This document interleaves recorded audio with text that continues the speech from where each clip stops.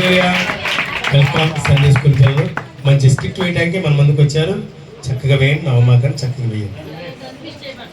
కనిపించేమాకండి, కంగారు పడమాకండి, నిదానంగా చక్కగా చేయండి. Okay right. అలా ఓకే అన్నాక వీడియో స్టార్ట్ చేయండి. రైట్. మీ అందరికీ వందనాలు. ముందుగా మీ అందరికీ హ్యాపీ క్రిస్మస్. మనందరి చేతిలో ఉన్న బైబిల్కి ఒక కష్టం వచ్చిందంట. ఆ కష్టాన్ని మనందరితో షేర్ చేసుకోవడానికి ఆ బైబిల్ దేవుని దగ్గర నుంచి వాక్కును మాట్లాడే శక్తిని తీసుకొని మనందరం ముందుకు రాబోతుంది. ఆ బైబిల్ క్యాప్స్ కొడితే ఇన్వైట్ చేద్దాం.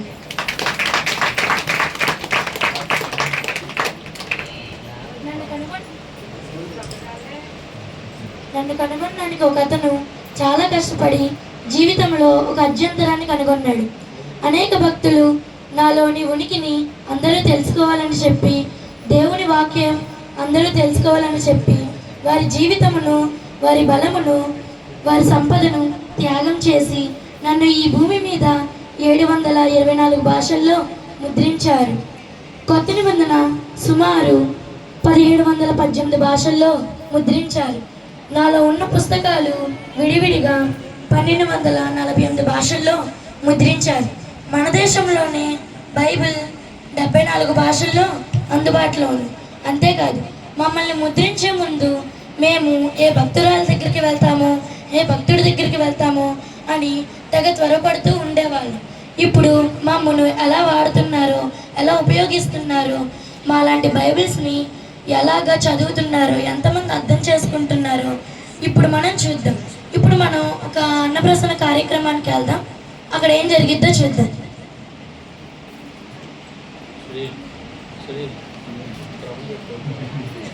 హలో అండి, వాళ్ళ మా కొడుకు అన్నప్రసన్న రోజు అందరిని ఇన్వైట్ చేసాం. అందరూ వస్తున్నారండి. ఇవాళ మా కొడుకు ఏది పట్టుకుంటే అది సాధిస్తాడంట జీవితంలో. చూద్దాం ఏం పట్టుకుంటాడు. అందులోని పాస్టర్ గారు కూడా వచ్చేసారు.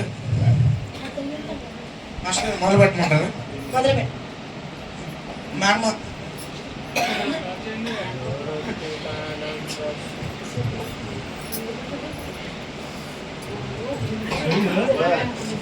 బంగారం పెట్టేశాం, పరవన్నం పెట్టేశాం. డబ్బులు మర్చిపోతారంటారా బాబు? డబ్బులో పెట్టేశాం,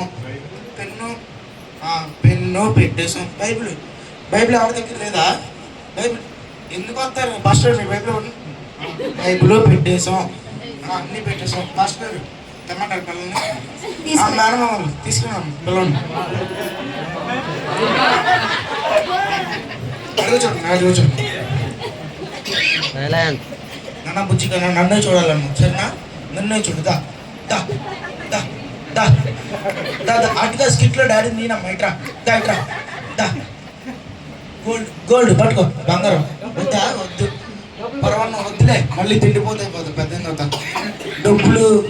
డబ్బులు పట్టుకోమ్మా. డబ్బులు కూడా వద్దా? పెన్ను వద్దులే అమ్మ. మన బ్యాచ్లో అందరూ ఏళ్ళు మొత్తం వెళ్ళలేరు కానీ బైబిల్ పట్టేసుకున్నావా? పట్టేసుకున్నాం, మంచిది. మాస్టర్ మా అబ్బాయి బైబిల్ పట్టేసుకున్నాడండి. మంచిదే కదా, అన్నిటికంటే విలువైన దాన్ని పట్టుకున్నాడు. అవునండి, మంచిదే. మీలా పెద్ద పాస్టర్ అయిపోతాడేమో, అర్థం కావట్లేదండి. మంచిదండి. అన్నాను పాస్టర్. బైబిల్ పట్టేసుకున్నాడు, పెద్ద ఏమవుతాడో అర్థం కావట్లేదు. ఈ పిల్లలు ఎవరు వస్తారో అర్థం కావట్లేదు. ఏం చేయాలో అర్థం కావట్లేదు. చూద్దాం తర్వాత ఏమవుతుందో. చూసారు కదండి, బైబిల్ పట్టుకునేసరికి ఆ తండ్రి అంతలాగా బాధపడుతున్నారు. ఒకవేళ పెద్ద అయిన తర్వాత ఆ పిల్లవాడు వచ్చి, నాన్న నేను బైబిల్ చదివాను, నేను సేవ చేయాలనుకుంటున్నాను అంటే ఆ తండ్రి ఒప్పుకుంటాడా? చూద్దాం. మిమ్మల్ని ఇప్పుడు ఫ్యూచర్లోకి తీసుకెళ్ళబోతున్నా, ఏం జరిగిద్దో చూద్దాం. అందరికీ వందనాలండి. చిన్నప్పుడు నేను బైబిల్ తెలిసి పట్టుకున్నానో తెలియక పట్టుకున్నానో నాకు తెలియదు, కానీ ఇప్పుడైతే తెలిసి పట్టుకున్నా. నా తోటి వయసు వాళ్ళందరూ అమెరికా వెళ్ళి డాలర్ సంపాదించాలనుకుంటుంటే నేను వాళ్ళలాగే అనుకున్నా. ఒక్కసారి బైబిల్ చదవగానే దేవుడి జ్ఞానం, దేవుడి పరిచర్య, దేవుడి బుద్ధి వచ్చాయి. ఒకసారి మా నాన్నని అడుగుదాం. నానా చెప్పు నాన్న. నేను పాస్టర్ అవ్వాలనుకుంటున్నా. ఏంటి? ఏమవుతావు? మళ్ళీ చెప్పు. పాస్టర్ అవుతావా? ఏం మాట్లాడుతున్నావు అర్థం ఉందా నీకు? అసలు ఏం మాట్లాడుతున్నావు చెప్తున్నావు నువ్వు? అసలు నీ తోటి వయసు వాళ్ళు అందరూ అమెరికాకి వెళ్ళి డాలర్లు పంపిస్తుంటే నువ్వేమో పాస్టర్ అవుతావా? ఏం మాట్లాడుతున్నావు నువ్వు? వెళ్ళు చదువుకోపో. అది కాదు నాన్న. అది కాదు బైబిల్ అక్కడ పెట్టి బుక్స్ పట్టుకుని చదువుకోపో. మీ ఫ్రెండ్స్తో పాటు అమెరికాకి వెళ్ళు, డాలర్లు పంపించు. నువ్వేదో డాలర్లు పంపిస్తే నేను అమరావతిలో పొలాలు, విశాఖపట్నంలో స్థలాలు, కాకినాడలో కాంట్రాక్ట్లు సంపాదిస్తాం అనుకుంటే, బిజినెస్ మ్యాన్ అవుతాం అనుకుంటే బికారం చేసేటట్టున్నావు కదా నువ్వు. దేవుడు నాతో మాట్లాడాడు నాన్న. మాట్లాడేళ్ళే అక్కడ పెట్టి బైబిల్ అక్కడ పెట్టి చదువుకోపో. అంబానీని అవుదాం అనుకుంటే బెకారం చేసేటట్టున్నావు కదా బాబు. వెళ్ళు బైబిల్ అక్కడ పెట్టి చదువుకోపో, వెళ్ళు. అనుకున్నా, చిన్నప్పుడే అనేసుకున్నా వీడు పాస్టర్ అవుతాడు అనుకున్నా, అనేసాడు. ఇప్పుడు ఏం చేద్దాం? నీ పిల్లల్ని ఎవరు ఇస్తారో అర్థం కావట్లేదు. నాకేం చేయాలో అర్థం కావట్లేదు. చూద్దాం, నేను చెప్పుకుంటా ఆడికి, సర్ది చెప్తాను ఆడికి. చూశారు కదండి, బైబిల్ పట్టుకున్నాడు కదా అని చెప్పేసి చిన్నప్పుడు ఎంత నవ్వలేక నవ్వాడో. ఇప్పుడు పెద్ద అయిన తర్వాత నాన్న నేను సేవ చేస్తాను నాన్న అంటే ఎందుకు ఒప్పుకోలేకపోతున్నాడు? ఆడికి పిల్లని ఎవడిస్తాడు అని చెప్పేసి బాధపడుతున్నాడు. ఇంకా మీలో కూడా మీ పిల్లలు నేను సేవ చేస్తాను నాన్న, నేను సేవ చేస్తానమ్మా అంటే ఎంతమంది సంతోషించే వాళ్ళు ఉన్నారండి? నిజాయితీగా చెప్పండి. చాలామంది ఇలాగే చేస్తున్నారండి.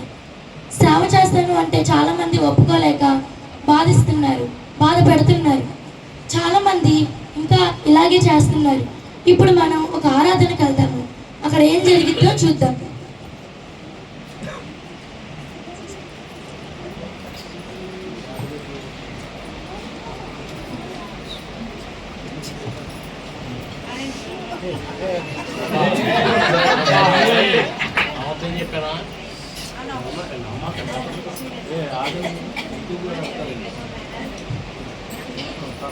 అందరూ పరిశుద్ధ గ్రంథం పైకెత్తండి.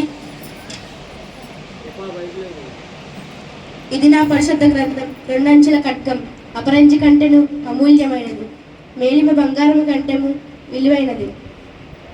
ఇదేమిటబ్బా విడ్డూరు? హలో మాస్టరు, ఏం చేస్తున్నావు? అందరూ ఏం చేస్తున్నారు, నేను కూడా అదే చేస్తాను. అందరూ ఏం చేస్తున్నారు, నువ్వేం చేస్తున్నావు? అందరూ విశ్వాస ప్రార్థన చేస్తున్నారు కాబట్టి నేను కూడా విశ్వాస ప్రార్థన చేస్తున్నాను. ఓకే, అందరూ పరిశుద్ధ గ్రంథాన్ని పైకెత్తితే నువ్వేంటి మొబైల్ పైకెత్తావు? మీకు తెలీదా, దీంట్లో బైబిల్ యాప్ కూడా ఉంది. ఆహా, దాంతోపాటు ఇంకేమేమి ఉన్నాయి? యూట్యూబ్, ఇన్స్టా, ఫేస్బుక్ అన్నీ ఉన్నాయి. ఓకే, ఇంకా ఇందులో ఏమేమి ఉన్నాయి? డబ్బులు ఎన్ని ఉన్నాయి. ఆహా, పాటలు ఉన్నాయా? ఉన్నాయి. డబ్బులు ఉన్నాయి. ఓకే, సినిమాలు ఉన్నాయా? వరల్డ్ ఉన్నాయి సినిమాలు. ఓకే, అవన్నీ కింద పెట్టేసి ఓన్లీ పరిశుద్ధ గ్రంథం మాత్రమే పైకెత్తు. అది ఎలా కుదిరిద్ది? మరి ఇది ఎలా కుదురుతుంది?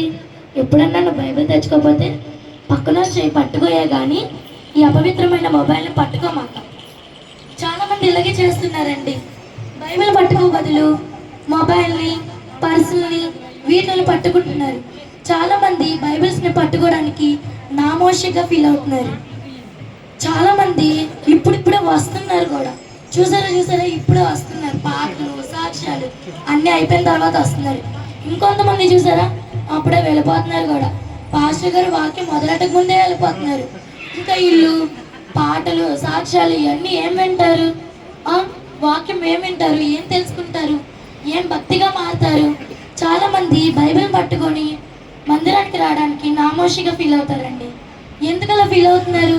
బైబిల్ మన పరిశుద్ధ గ్రంథం, మన పరిశుద్ధతని తెలియజేస్తుంది. మనం క్రిస్టియన్స్ అని తెలుపుతుంది.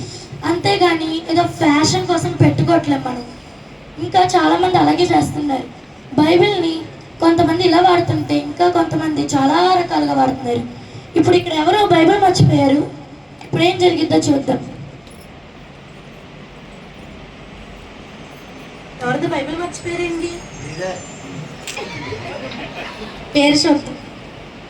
అనూష. కాల్ చేద్దాం. హలో అమ్మ అనూష. హలో, ఎవరయ్యా నేను? నీకు అమ్మలా కనిపిస్తున్నానే నేను నీకు. హలో అమ్మ అనూష, నేనమ్మా. మళ్ళీ అమ్మ అందా? హలో అమ్మ అనూష, నేనమ్మా పాస్టర్ గారిని. పాస్టర్ గారు మీరా? ఇప్పుడే కాల్ చేద్దాం అనుకున్నా. పాస్టర్ గారు ఏం చేస్తున్నారు, బాగున్నారా? అదేంటమ్మా, ఇందాకే కదా ప్రార్థన చేర్చుకొని వెళ్ళు. పాస్టర్ గారు మీరా? నేను ఆ పాస్టర్ ఏమో అనుకున్నా. ఆ పాస్టర్ గారు ఎవరమ్మా? ఎవరు లేదు పాస్టర్ గారు ఎవరు. ఏ లేదమ్మా, మందిరంలో నీ బైబిల్ మర్చిపోయావు, తీసుకెళ్తామని ఫోన్ చేశాను. అయ్యో పాస్టర్, భోజనాలు ఆదివారంలో మర్చిపోయి ఉంటా పాస్టర్. వచ్చే ఆదివారం వచ్చి తీసుకెళ్తా పాస్టర్. వచ్చే ఆదివారం అమ్మా. సరేనా, వచ్చే ఆదివారం వచ్చి తీసుకెళ్ళి. సరే పాస్టర్. చూశారు కదండి, బైబిల్ అనేసరికి వచ్చే వారం తీసుకుంటానులే అండి అన్నారు. అదే ఏ మొబైల్లో, ఏ బీరువా తాళాలో, ఏ పర్సు మర్చిపోతే వెమ్మటి చచ్చి దగ్గరికి వచ్చి ఎప్పుడే లేనంత తొందరగా వచ్చి సీసీటీవీ ఓపెన్ చేయించి నేను ఆ కెమెరా దగ్గర కూర్చున్నాను, నేను ఆ కెమెరా వైపు వెళ్ళాను, భోజనాలు చేసేటప్పుడు ఆ కెమెరా దగ్గరే కూర్చున్నా అని పాస్టర్గా బుర్ర తినడానికి చూస్తారు. ఇంకా చాలామంది ఇలాగే చేస్తున్నారండి. అదే బైబిల్ అనేసరికి వచ్చే వారం తీసుకుంటానులే అండి అన్నారు. ఇంకా చాలామంది చాలా రకాలుగా వాడుతున్నారు. ఇంకో రకం మనం చూద్దాం. చాలామంది ఒక రకంగా వాడుతుంటే ఇంకొంతమంది ఎలా వాడుతున్నారు ఇప్పుడు మనం చూద్దాం. 500, 1000, 2000, 3000, 3500 కలెక్ట్ చేశాం, కానీ మా ఇంట్లో ఎక్కడ పెట్టాలో తెలియట్లా. అసలే మా ఆయన జోబులో నుండి తీసుకున్న డబ్బులు ఇప్పుడు ఎక్కడ పెట్టాలబ్బా? మా ఇంట్లో ఎక్కడ పెడదాం? కిచెన్ లో పెడదాం. నేను తప్ప ఇంకెవరు వెళ్తారులే కిచెన్ లోకి. మొన్న అలాగే పెడితే పోయినాయి. ఇంకెక్కడ పెడదాం అబ్బా మా ఇంట్లో? బేరువాలో పెట్టి లాక్ వేసేద్దాం. ఇంకెవరు తీరు. నేను అనుకుంటున్నా ఎవరు తీరని. అందరి దగ్గర తాళాలు ఉంటాయి కానీ నేనే తీసానని చెప్తారే ఏంటి? ఇంకెక్కడ పెడదాం? నేనే డబ్బులు దాచుకుంటుంటే వీళ్ళు నా దగ్గర తీసుకుంటున్నారు. ఆఖరికి ఫ్రిడ్జ్ లో కూడా పెట్టాను, అయినా తీసారు. ఇంకెక్కడ పెడదాం అబ్బా? బైబిల్లో పెడదాం. బైబిల్ ఎక్కడుంది? బైబిల్ ఎక్కడుంది? మొన్న ఆదివారం తీసిన బైబిల్ ఈ ఆదివారం దొరికేటట్టే లేదు.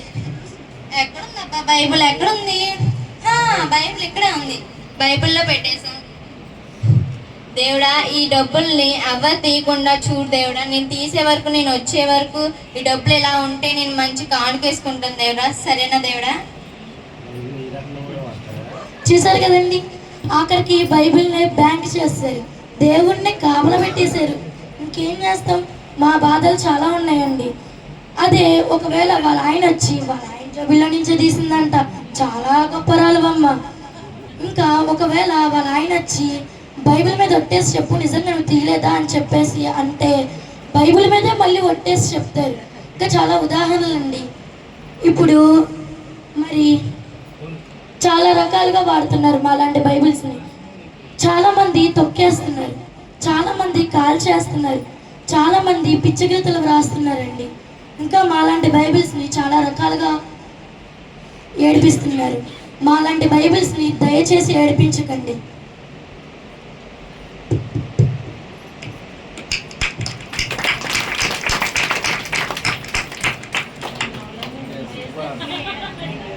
ఓకే, దేవుని స్తోత్రం. మరి చక్కని స్కిట్ వేసిన బిడ్డల దేవుడు దీవించాలని చిన్న ప్రార్థన చేద్దాం. ఒకసారి చెప్పని అందరూ కూడా చాలా చక్కగా చేశారు. మరి ఏమిటంటే దేవుడు మనం ప్రేమించి ఒక పరిశుద్ధ గ్రంథాన్ని దేవుడిస్తే ఆ గ్రంథము విలువ తెలియక చాలామంది ఎలా పడితే అలా ఉపయోగిస్తున్నారు. అలాగే బైబిల్ చేతిలో ఉంటుంది కానీ ఏ రోజు చదవరు, ఓపెన్ చేయరు, అలాగే రిఫరెన్స్లు రాసుకోరు, వాక్యము కూడా వినరు. ఎందుకంటే బైబిల్ ఏదో ఉంది అన్నట్టుగా పేరుకి తప్ప దాని విలువ తెలియకుండా చాలామంది ప్రవర్తిస్తున్నారు. ఆ యొక్క బైబిల్ విలువ గురించి చక్కగా మరి స్కిట్ వేసి మనం తెలియజేసిన సండే స్కూల్ బిడ్డను దీవించమని మరి చిన్న ప్రార్థన చేద్దాం. అందరూ కూడా మోకరించండి. ప్రార్థన. కృపామయుడు, ప్రేమ కలిగిన మా తండ్రి, నీ పరిశుద్ధమైన